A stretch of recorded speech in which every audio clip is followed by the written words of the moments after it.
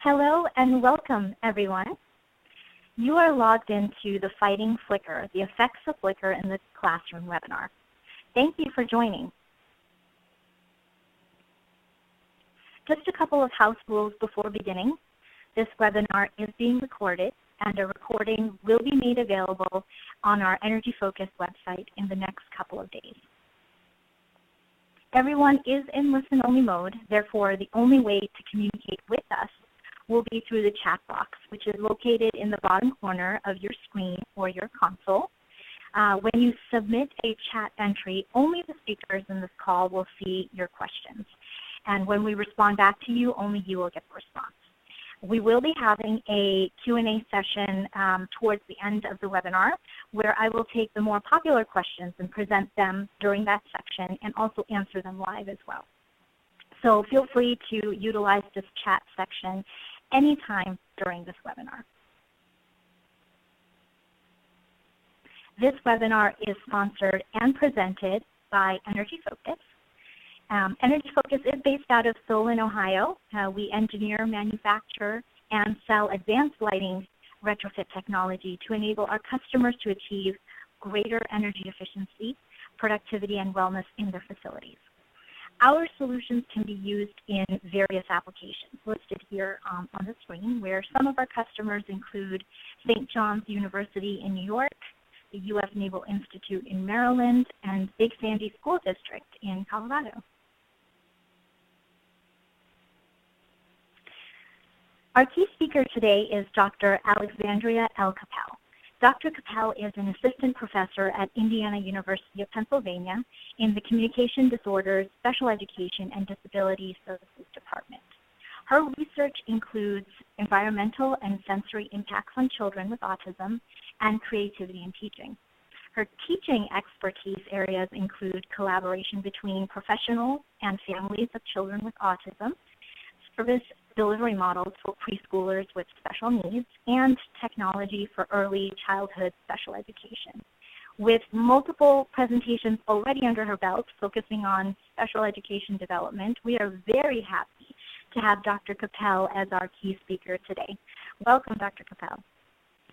Welcome, everyone. I'm excited to be here to talk about the effects of lighting on children with autism. Great. And my name is Yumi Alanoli, and I serve as the product manager in the Energy Focus marketing department. With over 10 years of experience in the energy efficiency industry, I have seen technology grow so fast. We literally do more and more by using much less. With LED lighting, you get more lumens with less wattage. With more innovation being the future, the impact on our health and wellness is being realized now more than ever. So before we jump into our webinar, I wanted to ask the audience a couple of poll questions to get a better feel of our audience. The first question here is, what industry do you work in? And what you can do is you can go ahead and click on any of the options. You're only allowed to choose one. And as soon as you do click on the options, you will start seeing the results of the rest of the audience here. So I will give everybody a couple of seconds to go ahead and participate in this webinar by answering one of these poll questions. Specifically, again, what industry do you work in?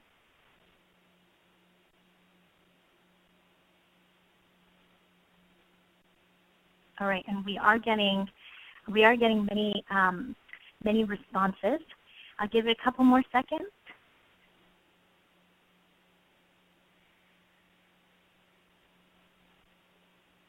Okay, I'm going to close the poll. I'm going to skip to the results. Okay, and as we can see, there's a lot of range here that we have in the audience, and the highest percentage would be the commercial industry, 33.3%, followed by other, and then industrial and education. So this is a great time to utilize that chat section. Feel free, if you did type in other, to let us know what industries you are working in. And while you're doing that, I'll go ahead to the next poll question: what job role best describes you? And basically we have a couple of options to choose from: manager, specifier, educator, installer, or other. And if you do select other, feel free again to utilize that chat window and send us what job role best describes you. And I'll give this another couple of seconds before moving forward to the next slide.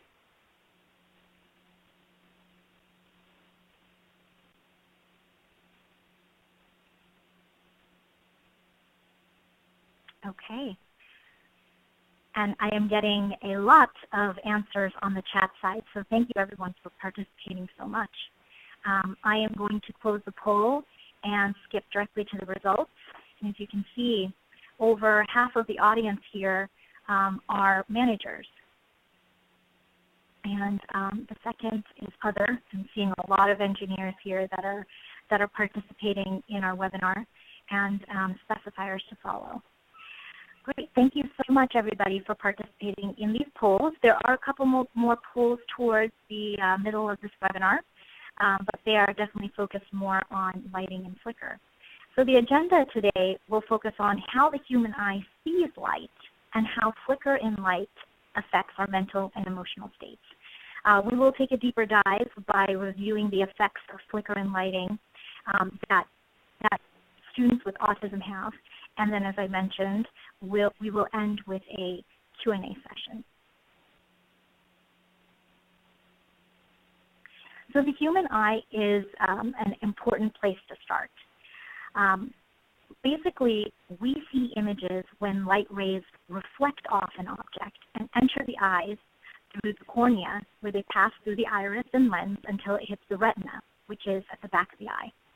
The retina contains millions of light-sensing cells, and these cells convert light into electrical impulses, which are sent to the brain by the optic nerve, the very back, again, of that eye.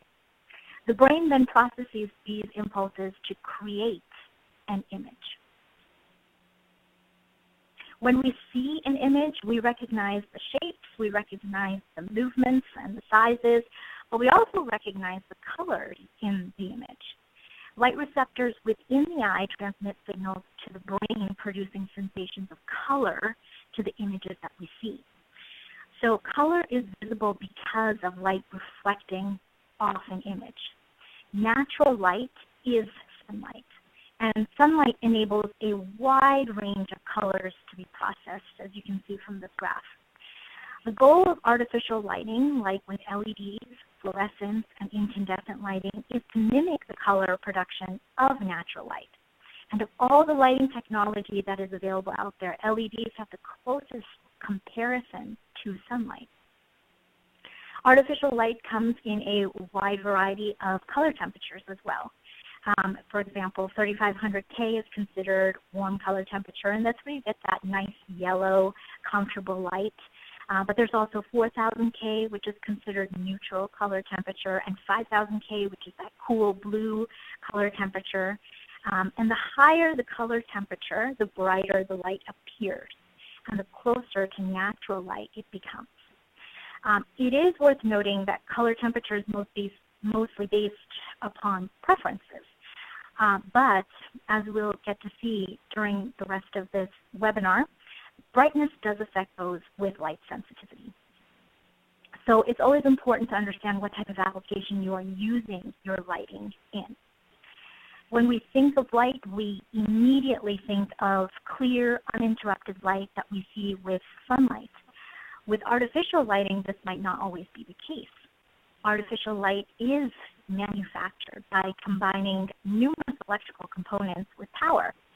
For example, LED lights utilize LED diodes that consist of two lead semiconductors that produce visible light and current passes through them. That current, or that source of power, is required for all electronics, and this is where flicker in lighting is introduced. So when we think of flicker, it normally brings to mind visible, perceptible blinking or flashing or a strobing effect that comes from our lights.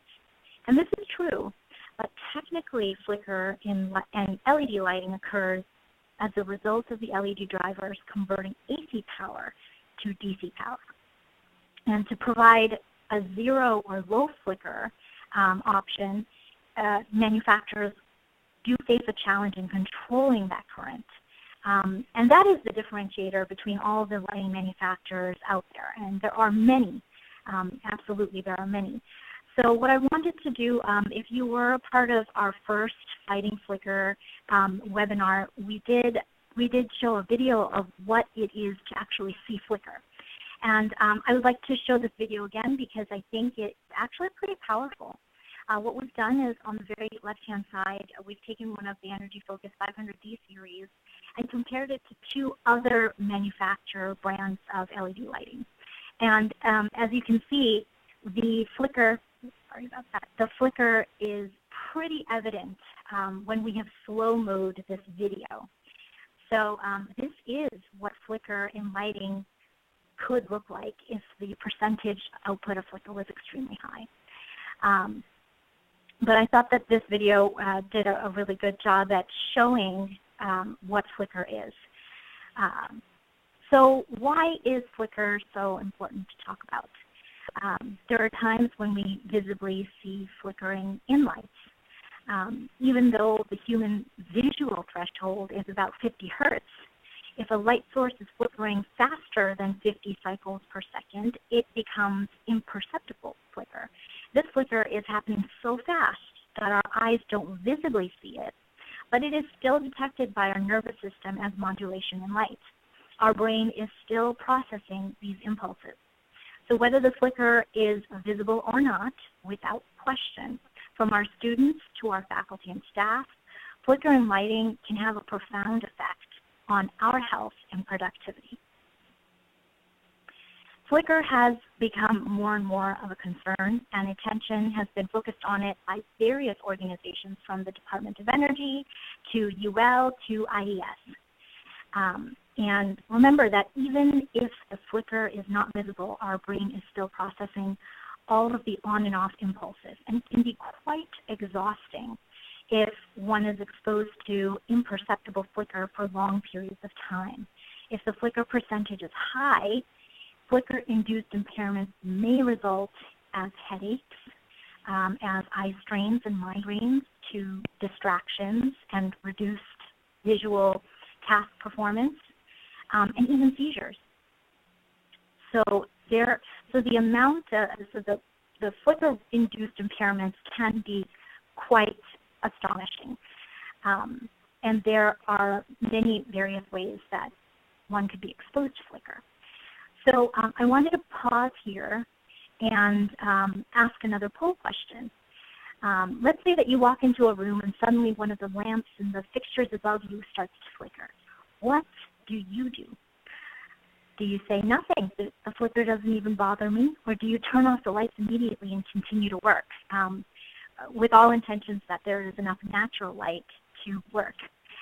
Or do you just leave the room because you can't stand flicker?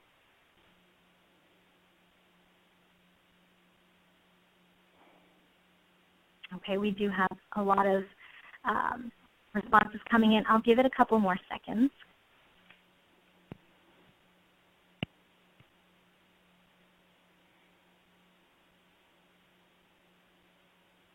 Okay. All right, I am going to go ahead and close the poll and skip to the results. And wow, 77% of the audience say that they will turn off the light and continue to work. And close by, nothing, that doesn't bother me, 18%, and 4.5% of the room says that they will leave the room because they can't stand flicker. You know, I am part of that 4.5%. I feel like I cannot stand it when there is flicker in any lighting. So it's definitely, it's bothersome for me. So, and you know what? I do have to comment on the 77.3%. There have been a lot of teachers that I've spoken to as well that say, you know what, we just leave the lights off because sometimes the flickering really does impact our students that much where they prefer to work with the lights off. So flickering can be a major issue. It's not just a small nuisance. So thank you for participating in that poll. There are various ways that one can be exposed to flicker. And there are ways through artificial lighting, especially fluorescent lighting, that one could be exposed the most to flicker. Fluorescent lighting produces flicker for various reasons, but it drives down to the design and components used inside the fluorescent lamp, as well as that ballast dependency for why there is flicker in fluorescent lights. Fluorescent lighting can produce flicker of high percentage and frequency, which can be very, very irritating to the eye, especially at the end of the lamp's life cycle. That's kind of how you know that your fluorescent lighting is about to shut off completely on you, is when it starts to flicker very rapidly, and you can visibly see this. Flicker in fluorescent lights can even be caught on video, and it does end up creating a greenish yellow hue on the screen. There are many people who say they're able to visually see the flicker even when it's just greater than 50 hertz, or when when other people can't see the flicker. For example, people with autism often are so sensitive to light that the flickering associated with it will lead to headaches, eye strains, and even the perception of a pulsating room. I know I have been there, but there's many of us in this audience who have been there where they've seen flicker and lighting that makes you think, oh, thank goodness I don't have to look at this, or thank goodness I'm not under that all day. Now imagine if we were the few that saw this and had to deal with it because no one else sees it, and that this was normal. This can lead to a very high amount of physical and emotional stress. So a poll question again to throw out at the audience: what type of lighting are you currently using?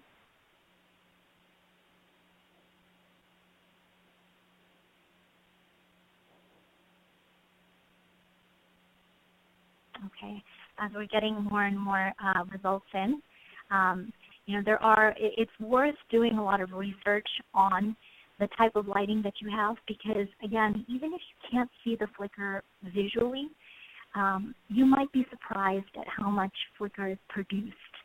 And it could be as simple as asking the vendor, hey, do you know what the flicker percentage output is on your lighting? And that's not a question commonly asked. So even if you aren't using LEDs, or if you're using incandescent lights, that's a great question to pose to your vendor. I'm going to go ahead and close this poll and skip to the results.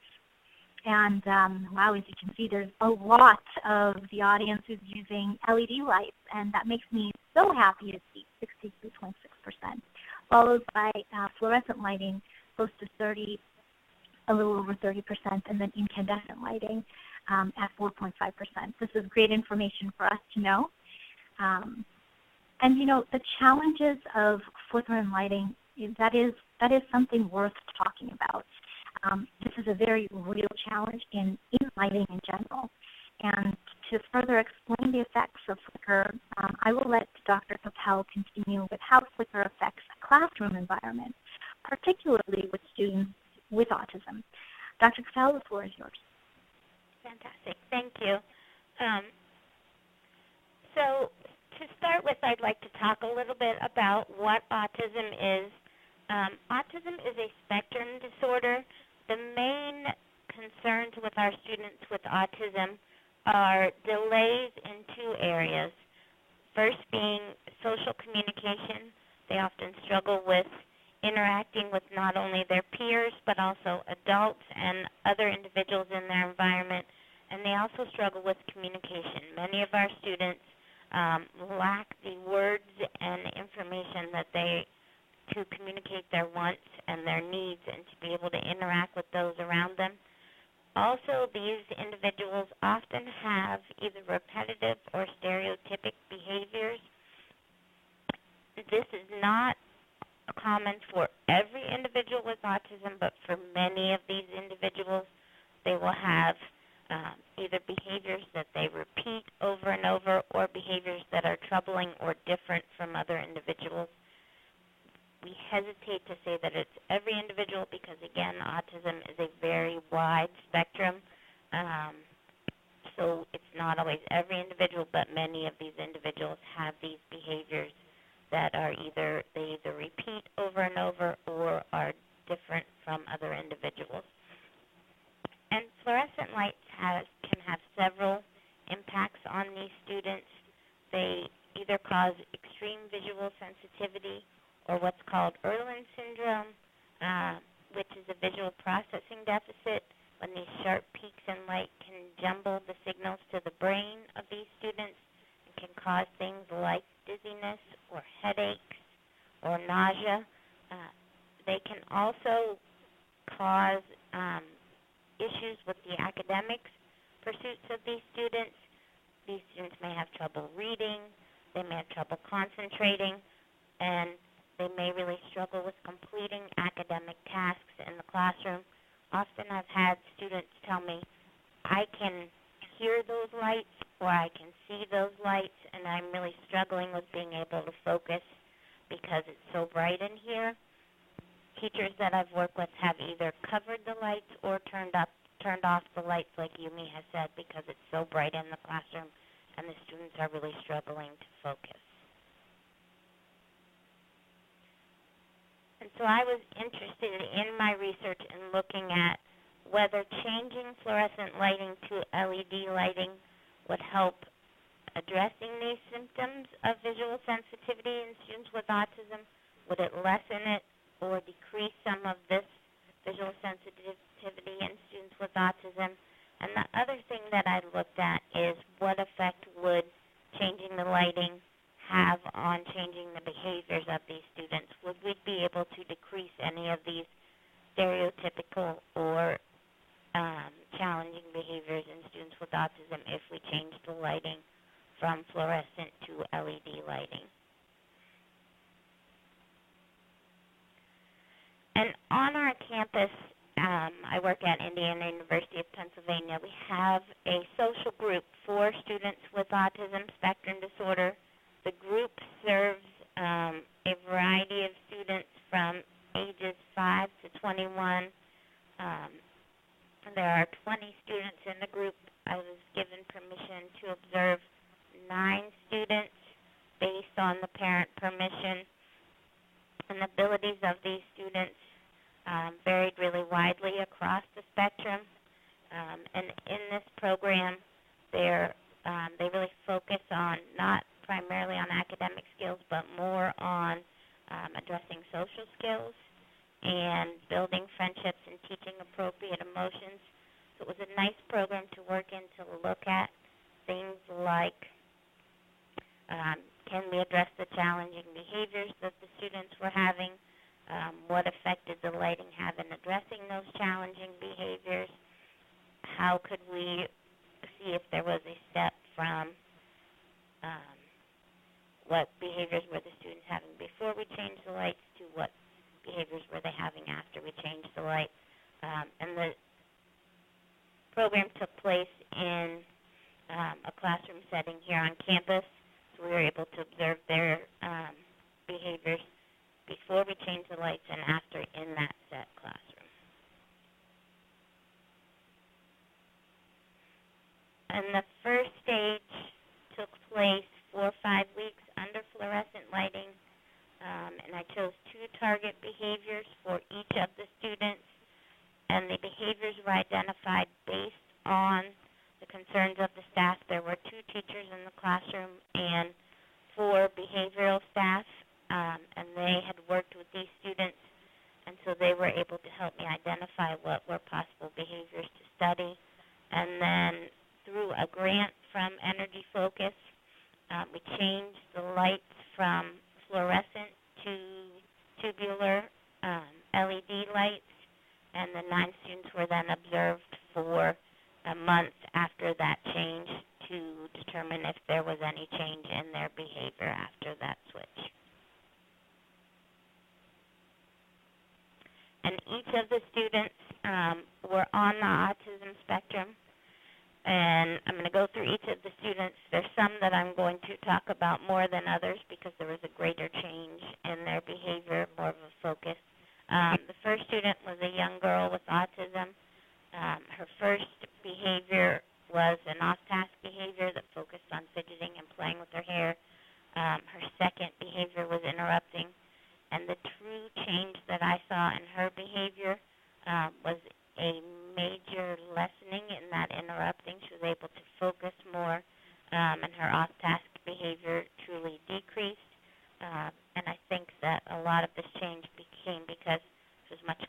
in the classroom, and she was more able to focus. Our second student was a 10-year-old boy with autism. His off-task behaviors also included interrupting. A lot of these students really struggle with interrupting and not paying attention to the teacher. His primary issue, again, was being off topic and talking off topic. He was a child who I think was very overstimulated in the classroom, overwhelmed by the brightness and the having all of these other students in the classroom, and we were able to focus him and have him more pay attention to the teacher and be more on topic, but he continued his interruptions. He really struggled with interrupting the teacher. Our third student, again, was a 12-year-old boy with autism. He was not very engaged with the class. He liked to draw or write. He was very into drawing pictures of cars and other motor vehicles, and he liked to talk about inappropriate topics. He was very influenced by other students. There's one younger student who was really good at getting this student off topic, and he often found really negative means to get attention. He became much more appropriate, and he started to listen to the teacher, and his off-task behavior really decreased, and he became much more focused and was able to pay more attention as we went along. Our fourth student was 15 years old. He would give really random answers to the teacher. You'd ask him what color was the sky. He would probably tell you it was green. You'd ask him what he did that day. He'd tell you he went on a trip to Alaska. If you asked him what he did at school that day, he was just really obstinate and didn't want to pay attention, and really struggled to sit still. But by the end, he would sit for longer lessons, and he could answer the teacher's questions with improved accuracy. He was an interesting case because he was one when I asked him in the beginning if he could hear the lights or if he was distracted by the lights. He would tell me he had a headache and that he could hear them. And later on, once we changed the lights, he said, it's much quieter in here and calmer. And so he was one that definitely, I thought, had an effect from the lights, and felt like we had definitely made a change. He was the one that I thought definitely was responding. Oh, that's very interesting because I just wanted to comment on that one because, sometimes with a lot of these electronic devices like lights and lamps, you realize that there is some output to that lamp other than just light. And when students say, yeah, I hear the light, there's a lot of Ph.D. that we have to balance off from physical lamps. And sometimes you don't realize how flickering can be kind of noise. So it's very interesting to hear that the noise was lowered or almost silenced after the switch and the second stage operations. Right, and it's always been it because I definitely could not hear it, but a lot of my students with autism will say, well, I heard it. I could hear it before, and I'm like, oh, that's interesting because I definitely couldn't hear it, but these students definitely said they could hear it different. So okay, very, very interesting. He was one of the main ones who said that. So, and then student 5 was a 5-year-old boy with autism and anger issues. His off-task behavior was leaving the activity, saying, I don't know. He would run away. He would break. He would slam things. He, about 3/4 of the time, would not participate. He would just say, I can't do it. I don't know. He was much calmer in the second stage. He began to answer the teacher's requests. He would join that activity. He was also a student who, once we changed the lights, said, it's much brighter in here. I can see things. And so he was one that I felt also saw some change from the lights and was more willing to participate. He was another student who I felt saw the change and was willing to. I think it also helped calm him at some point as well.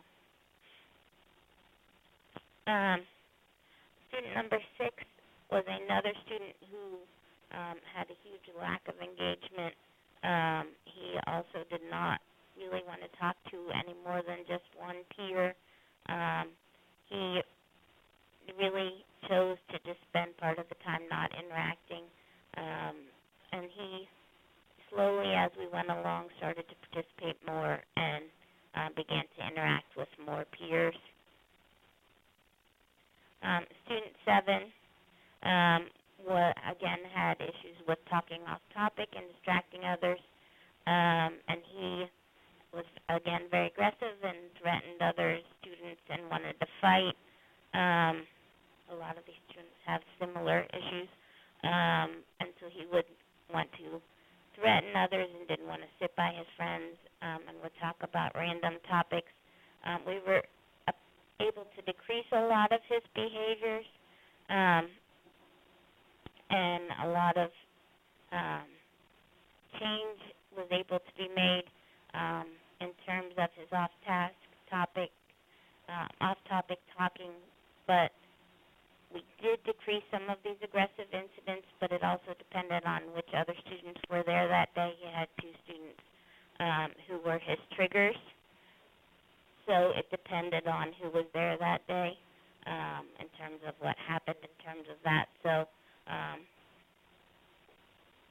think that we couldn't directly tie any changes in his aggressive behavior to the lights, but I do think that there was some change made in that area, but it did depend on who was there and who was his trigger that day.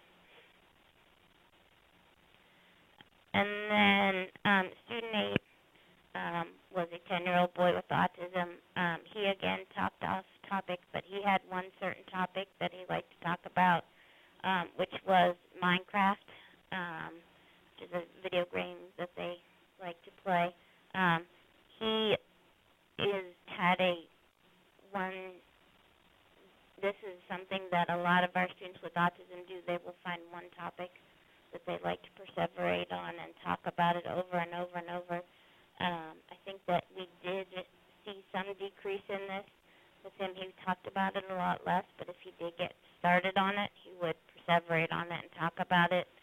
But we did see a lot of decrease in this. He became more interested in other topics and willing to talk to the other students about it. So we did see some decrease in his behavior. And then our final student was a 10-year-old boy. He was diagnosed not just with autism, but he also had oppositional defiance disorder. He would hit, kick, throw things at the wall, and he would also scream, "No, I don't want to do this." So he was really overstimulated by the whole classroom and by other students, and so he would become very upset. I think, and his aggression really did decrease as we went along, but again, he was another student. It depended on who was there that day. There was one other student that was his trigger, and so if he was near him, he would become very upset and start to throw things and start to hit and threaten each other, and so it just depended on that trigger, but his participation levels did go up. So based on these studies, the change in lights, I definitely saw a decrease in levels of aggression in the room, levels of that lack of participation, because students were able to focus more. It was calmer. It was quieter. They were able to follow the teacher more, and they were able to be less stimulated and less overwhelmed by the bright lights in the classroom. And so there were several strengths of this study. We had this brighter, calmer classroom. There was an increase in student participation, and there was a decrease in off-task behavior. Students were able to focus. There was less interruption, and they were much more on task. And there was an increase in positive peer interactions. much more of a collaborative nature in the classroom. And again, like I said, they were saying that they didn't hear the lights and that they didn't see all of that really bright light coming down on them, so they were much more able to focus. There are a few concerns of my study, though, because they originally, when I started out in the first stage, we had a consistent teacher. When we went along into the second stage, they did add another teacher, so there was some variance based on the days that she was there. Also, we switched from the school year to the summer, so some of the kids were not there consistently in terms of attendance. And then we had one student, so student number 9, who had these extreme behaviors that may have changed the behaviors of the other students. So that did add some variance into my data. And so that inability to concern and to control those possible other influencing factors may have changed a little bit of the data, and the inability to control that may have added some variance into my data. But I do feel that there was a direct influence from the lights on a lot of these behaviors of these students.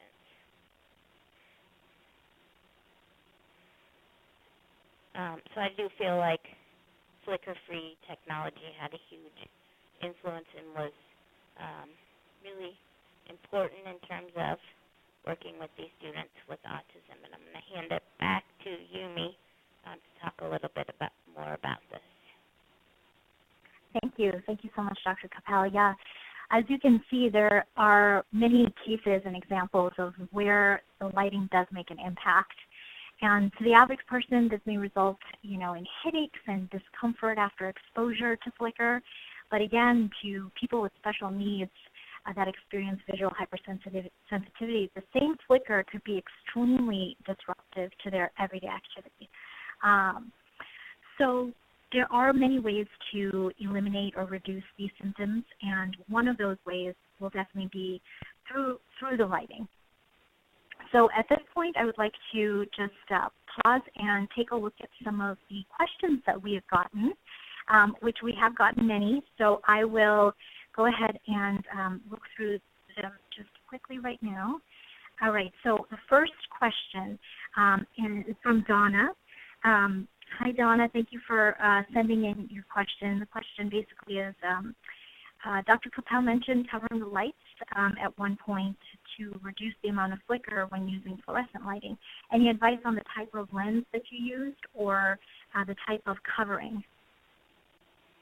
And the type of covering that we have used in the past is, we've even just put construction paper up over it, or we've used different types of lenses. There are types of lenses out there that go right on top of, let's say you're using a trough or a fixture. There are types of lenses like frosted, striated lenses that you can cover the actual tube with. When you do use a lens, you are protecting the light, or you are getting possibly about 90% of that light coming from that fixture. That could be a solution, using some sort of covering for the light. But I would definitely recommend taking a deeper look into that and seeing, does that really reduce the flicker? And there is a really good segue into this.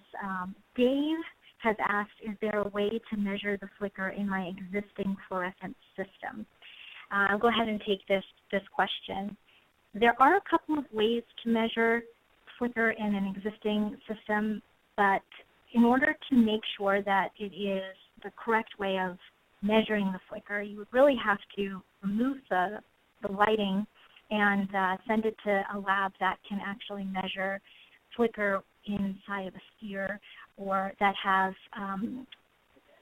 high quality equipment to measure flicker with, like with oscilloscopes. But there are flicker meters that you can definitely buy from Amazon. They kind of have a photocell on them that you just put right up to your light. And you can get an output in a wave format, or you can also get an output in percentage flicker. But there are things like that that can be purchased. I don't know any of the vendors, but to recommend a vendor, a third-party vendor that can measure flicker, it would definitely be somebody like UL. They do have a new program now where they are taking tubular LEDs or tubular lamps and providing a flicker output measurement on them. So that would be a great way to measure the flicker that is produced in an existing system. Another way to measure flicker, as I mentioned before, a smartphone, you can also kind of visually see if there's flicker or if there's no flicker using a smartphone, especially the newer ones that are coming out that have about 240 frames per second capabilities. Those you can definitely see. You can definitely see flicker on the actual screen as you're recording. All right. Let me just take a look at a couple more questions coming in here. Another one from Donna. Are all LED lamps flicker-free? And this is a great question. The video that I had shared, and I do want to mention there have been a couple of questions. I will send a link of our video with the recording of this webinar, since there have been many requests on this. But the video that I had shared does have one of Energy Focus's lamps, which is the 500D series, and the two other comparison lamps are two other LED manufacturers. So the answer to that is no, not all LED lamps are created equally. So there are some LED lamps that do produce flicker. A great way to start talking about flicker is by asking your vendor, do your lamps produce flicker? And if they do, what is that flicker output? Because there is a big difference between a lamp that produces less than 1% flicker versus one that produces 30% flicker. And it could be imperceptible or it could be visual, but there is definitely impulses that are still being received through our brains, and we are definitely seeing the effects of it if by the end of the day you do come home with a headache, or if your eyes are straining because of the lights being on. There is another question from Scott. Are there any other triggers in the classroom that could be considered for improvement that could be compared to lighting? So Dr. Kappel, I'll let you handle this one. So for our students, they often are triggered by lighting. They may be triggered by noise. So for our students with autism, they can be triggered by things like loud noises. So things like if the fire alarm goes off, that's often a trigger for our students. So for our students with autism, we often warn them if there's going to be a fire drill or things like that, because they're triggered by those loud noises. They're often triggered by, and this seems crazy because if you go into a lot of classrooms, even like the one that's up on the screen, all of those bright colors and things like that may be stimulating to them and overstimulating. So sometimes if you go into a special education classroom, there may not be all of those bright things up on the wall and all of those things. They might have not as many things on the wall because that can be overstimulating. Right. So our walls might not be as decorated and with everything up on the walls and things like that. And so we try to keep it calm and quiet and not as overwhelming for our students as well. Okay, and you know what, Scott just had a follow-up question on the color temperature that was used in your classrooms with the LED lights. By any chance, do you know what the color temperature was? And Scott, I can also just look up in our big database as well what we had recommended. But by any chance, Dr. Kappel, did you recall what the color temperature in those classrooms used were? I'm trying to remember what that. I do believe. The I know most what it was recommended. after, but I think it's 300, but Okay. I was going to say the yeah. most recommended would be anywhere from 3,500 to 4,000 K. But I what I think can it's do is 3,500. 3,500. Okay. Yeah. And I can also, Scott, I can verify and also get back to you with more information on the specific tubes that were recommended. I do believe it's 3,500. Okay. All right. You know what? There are a couple of other questions, but what I'm going to do is I'm going to go ahead and close out this section because the conversation about Flickr can go on and on, and too many of us have been exposed to Flickr, and also, when we are exposed to Flickr, these results, these minor headaches or these eye strains, are described as just nuisances. But to people who are exposed to light sensitivity or might have autism, this can impair regular or everyday activity, just like you mentioned, Dr. Kappel, with your students. We're all under artificial light for long periods of time. So it's worth questioning your lighting vendors about the percentage of Flickr that is being produced from their products. And I do think it's about time to make Flickr an unacceptable output, especially in our classrooms. So if you would like to find more information about Flickr or to continue this discussion, feel free to look up our references on the Energy Focus website or to contact us directly. Our Energy Focus website is energyfocus.com, and you can email us through techsupport@energyfocus.com or call us up as well. I'd like to thank you, Dr. Kappel, for co-hosting with me and for continuing your valuable research on the effects Flickr in lighting has on autism. And I would also like to thank the audience for participating in today's webinar. If you have any questions that you have submitted to us, we will get back to you via email. And just as a reminder, again, a link of this webinar will be sent to you and will also be made available on our website along with the slides. If you have any questions, definitely contact us there. This does conclude this webinar.